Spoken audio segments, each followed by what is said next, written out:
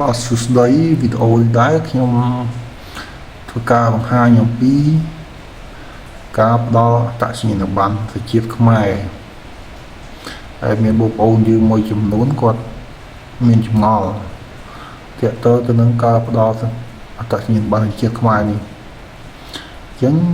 សំណួរគឺថាគាត់មានឪពុកឬក៏ម្ដាយដែលមានការលែងលះគ្នាដែលហៅបែកបាក់គ្រួសារហ្នឹងហើយគាត់បានទៅធ្វើសិភៅគ្រួសារឬក៏សិភៅស្នាក់នៅថ្មីហើយมันមានឈ្មោះឪពុកឬក៏ម្ដាយនៅក្នុងសិភៅគ្រួសារនោះបាទប៉ុន្តែក្នុងសម្បុកកណ្ដាលគឺគាត់មានឈ្មោះឪពុកម្ដាយអញ្ចឹងតើគាត់អាចថតអត្តសញ្ញាណប័ណ្ណបានអត់បាទនេះគឺអ្វីដែលបងប្អូនយើងមានចម្ងល់អញ្ចឹងចំពោះការថតអត្តសញ្ញាណប័ណ្ណជាតិខ្មែរនេះគឺសម្រាប់ផ្ដល់ថ្មីតម្រូវឲ្យមានសេចក្តីចម្លងសម្បត្តិកណ្ដាលទី1ទី2សិភៅស្នាក់នៅឬក៏សិភៅគ្រួសារបាទអញ្ចឹងករណីដែរគាត់មានឪពុកម្ដាយដែលគាត់លែងលះគ្នាឲ្យតែគាត់មានសិភៅស្នាក់នៅឬក៏សិភៅគ្រួសារគឺគាត់អាចយកទៅថតបានតែhiệnបានហ្នឹងហើយសួរត្រឡប់វិញថាចុះការប្រើប្រាស់យ៉ាងម៉េចបាទអញ្ចឹងការប្រើប្រាស់គឺបានធម្មតាព្រោះក្នុងអត្តសញ្ញាណប័ណ្ណគឺមិនមានបញ្ជាក់ឪពុកម្ដាយនៅក្នុងអត្តសញ្ញាណប័ណ្ណនោះទេ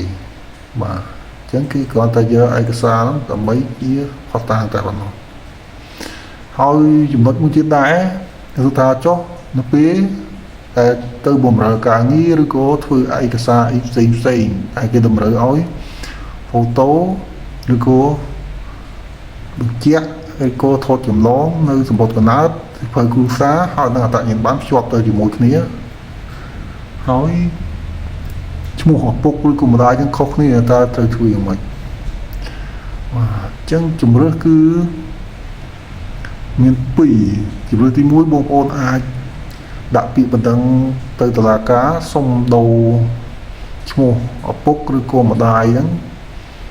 បើសិនជាឪពុកម្ដាយរបស់យើងគាត់មានគ្រួសារថ្មីរៀងខ្លួនអាចដាក់ទៅឈ្មោះឪពុកថ្មីឬក៏ម្ដាយថ្មីអញ្ចឹងអាហ្នឹងគាត់តែដាក់ពាក្យបណ្ដឹងទៅតុលាការហើយតុលាការគាត់នឹងវិនិច្ឆ័យទៅលើការស្នើសុំរបស់យើងទី2ករណីបើសិនជានៅតែឈ្មោះឪពុកផ្សេងឬក៏ម្ដាយផ្សេងក្នុងរបបកំណើតហើយនៅក្នុងសភៅគ្រួសារឪពុកផ្សេងម្ដាយផ្សេងអញ្ចឹងករណីដែរគឺបងប្អូនអាច